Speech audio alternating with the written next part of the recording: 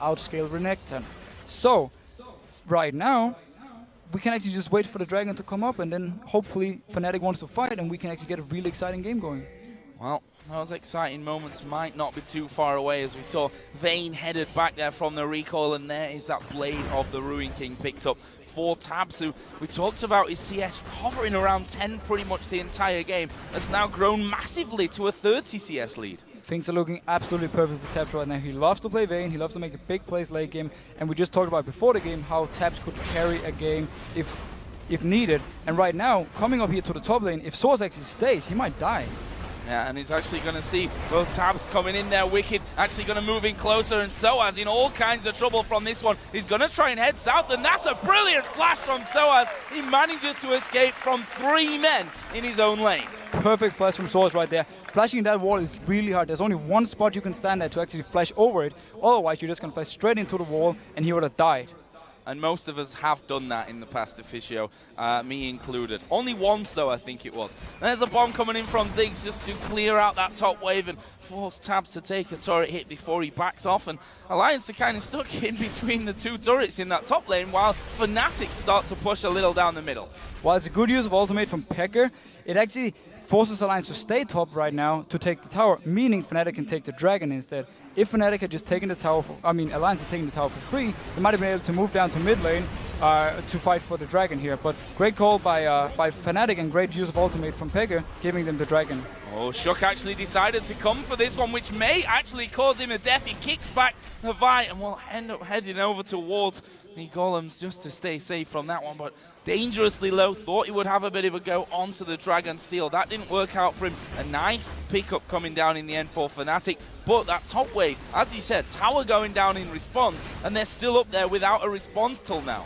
It doesn't look like Alliance actually want to push his towers in because they're afraid of getting ganked from behind, but if Xpega didn't clear the wave before, right now Alliance could actually have hit him both. Good ultimate coming from Froggen. Wow, everything really landing from Froggen there. The belly slam going to be locking him down. That's a good flash away from Peke. Ultimate is going to come out there. It's not got enough damage. The Ignite was thrown onto him by Froggen as well. Neither of them falling in that fight though. Close stuff. The barrier from Peke saved his life. Great use of barrier and great use of flash to flash the body slam, otherwise he would have died. Nice play by Xpega, but also very nice play by Froggen. He has all the pressure in this mid lane right now and forcing Peke back whenever he wants to. Let's have a look at this top lane, because Soaz is waiting inside of the brush here. Tabs, Blade of the Ruin King, actually ultimate use here from Soaz. He's going to go for this one, but will he be able to take down Tabs? And more importantly, will Tabs even outfight him in this one? Tabs going to do a lot of damage to him. Will he be able to finish him off? There's the dive back, ignites her down. Oh, Soaz gets it, just about 80 health remaining. Incredible play. Wow, and Tabs really hates himself right now. He had every chance to get this kill, but he went in too deep. We see Wicked getting caught though. Yeah, talking about deep, Wicked is in all kinds of trouble here up by the Wolves, but is he really? His Shyvana turns around and does the damage to Cyanide, who in turn backs away himself, and he will just walk away from that, leaving not only a low HP man, Jinx recalling in the bottom lane, but now 4 men from Alliance pushing and taking the outer middle turret. Even the amazing wave lead from 6 couldn't hold this turret. But let's go back to the top one. Tabs actually tumbles into the tower, takes a hit, and therefore dies.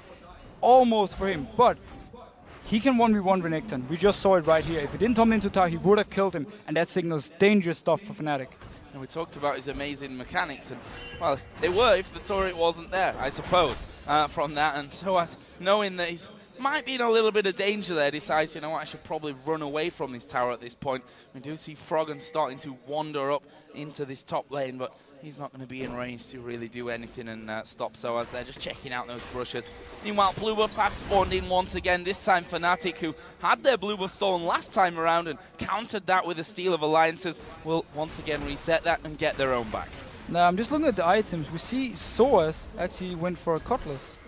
Will he go for Blade of the Ruin King simply to be able to 1v1 Vayne better?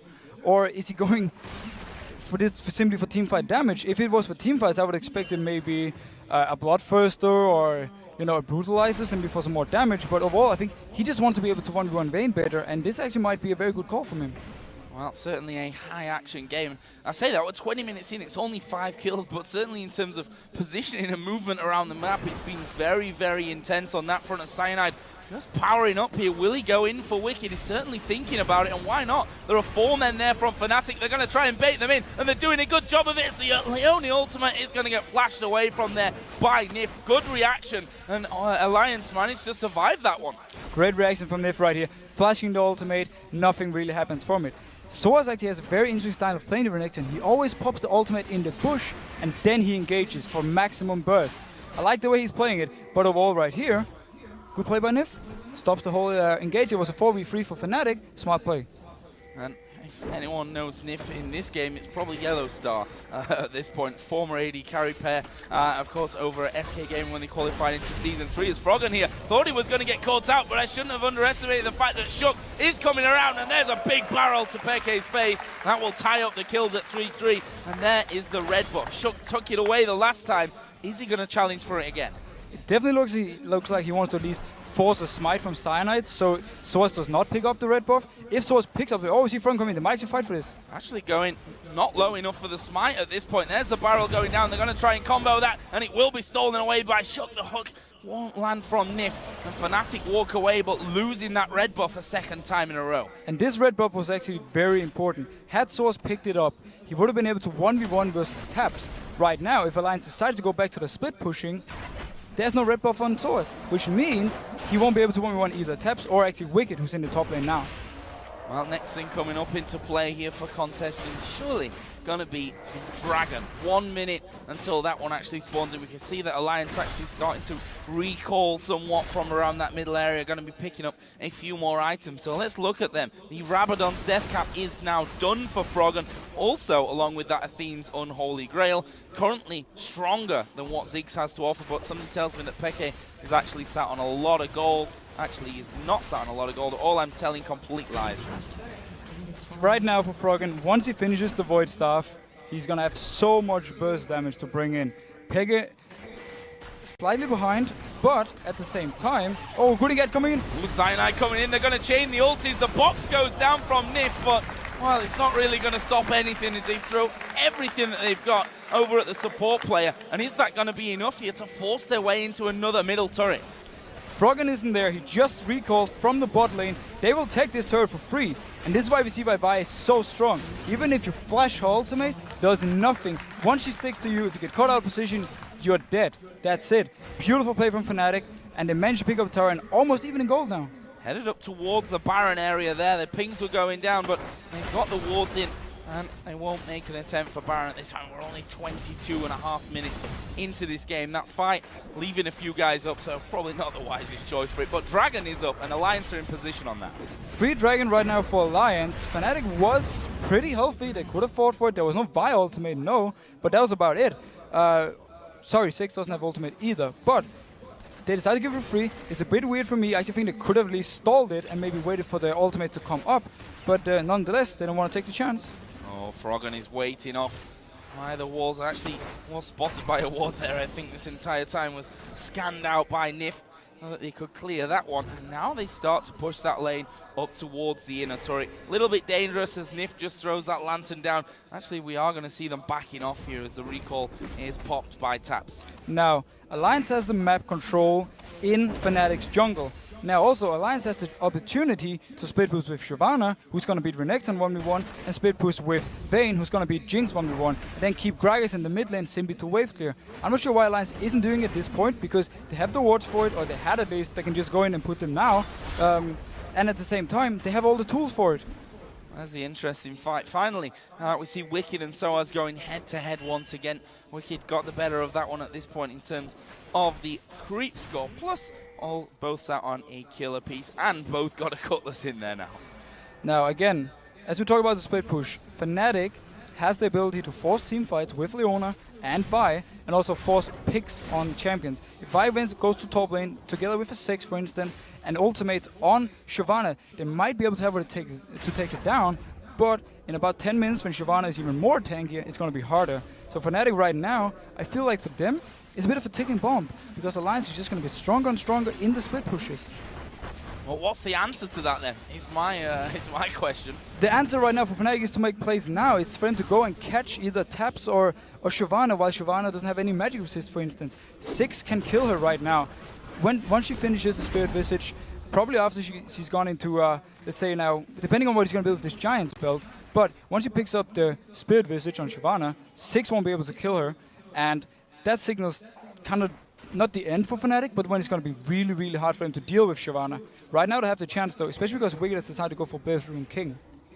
I was going to say it's maybe a little bit lucky for Fnatic that Wicked's not headed up that path, at least for now. We've just seen a pink ward put down for Alliance there on top of Baron, so they want to make sure they've got that in clear vision. The gold currently sits at a 2,000 difference, 3-2 in turrets, 4-3 in kills though the other way in favor of Fnatic, and we can see that Alliance just clearing out as much as they can here on the in terms of vision on that top side of the map by the Baron. The big advantage gold-wise right now is in the junglers. Sugar's about 1.5k gold ahead of Vi, and also Sana has decided to go a bit more damage route, which means that when he actually engages a team fight, it's going to be very easy for Taps to kill him very fast. Top side, Yellow Star just headed up there to offer a little bit of cover, but Alliance are thinking about making a play over towards the Wraiths there. The Cyanide spots that early enough, didn't have to use his smite in the end, but this red buff being a big point of contention actually from both teams. And once again, Shook is hanging around to try and cause a few problems. It's going to go low. Is it enough low for the smite? And it will be made so. And Cyanide this time gets it, and that's a little victory for him. Small victory for Cyanide. Good for him, he actually got the red buff, but Fnatic wanted to be on Source so he could stop the space, which we see Engage coming on Source. Yeah, Soa's actually getting caught out a little bit here, but Alliance not really falling for that one. Don't want to throw too much at the tanky Renekton, and in the end we saw Froggen taking that Lantern back to safety, and Wicked left on the top side of things. But again, vision control by the Baron all belongs to Alliance at this point of things, using those scans to try and clear things out, and they're going to start off the Baron. So this is one of the reasons he went for Play of the Rune King. Gives him more damage on the Nashor, and they will actually be able to 2v2 this unless Fnatic reacts. Source comes out, he's probably going to ward it. He doesn't even have a ward actually, he can't even ward it, he's just running close to it. And there is the bomb going to come down. That should stop them. There's a box going in. Actually, Froggen going to fall low. He throws out the barrel here before he will surely go down. Actually, he's walked away to the back, but he will go down. It's Soaz that picks up that one in the end. Lots of people with blinking red health bars, but only one death in the end. And right now, again, Fnatic managed to pick up a kill. That's what we talked about, but they can't really transition into anything. Dragon wasn't up. Nashor right now is not possible for them to take 5v4. So for Fnatic, they can just keep stalling this game as long as they want, but Alliance is going to get stronger and stronger, especially Taps. Especially Taps, who at this point has that Phantom Dancer added into his Blade of the Ruined King, and does have a 1,200 gold bounty in his pocket to be spending the next time that he does decide that it's time to go shopping. The other side, Static Shiv and the Bloodthirster for Jinx, looking like the Last Whisper is coming up next. It feels like right now, though, Fnatic is waiting for Alliance to make their move. They want Alliance to start a Baron and then try and force a fight down there. Fnatic doesn't really have the tools to move too far out of their own base and maybe set up a play themselves. So they're simply just waiting for Alliance.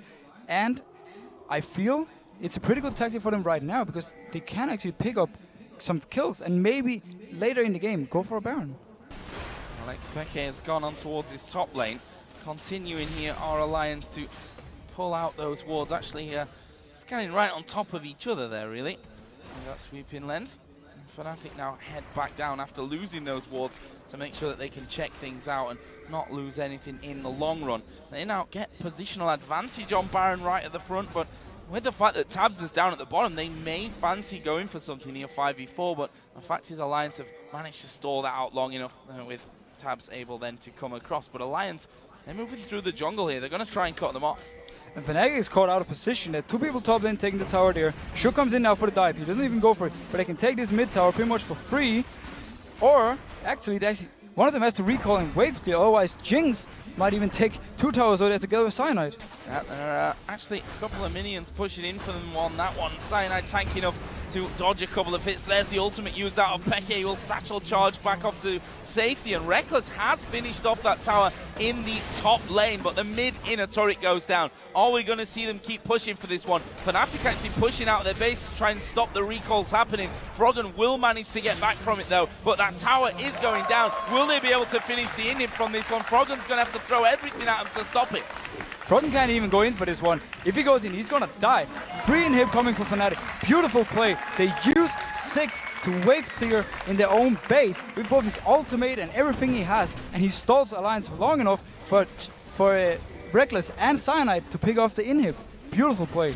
Really impressive stuff. Alliance here just backing off to get themselves a dragon, which won't be contested by Fnatic right now. That's a nice little pickup for them in the grand scheme of things. They still hold a lead in terms of gold. That was their 3rd dragon of this game, but if you look at the gold, it's 100, maybe 150 or so at this point in their favor, which is just not a lot of gold. I have to question Alliance's decision though to not use Vayne to split push at this point. Yes, she died to Source top lane once because she tumbled into the tower. She would have killed him otherwise and won that 1v1. They have the tools right now again to split push. They have the tools to not go into these weird decisions where Fnatic can decide what's going to happen. So for me, Alliance is misplaying that combo, and right now, it's hurting them. Well, they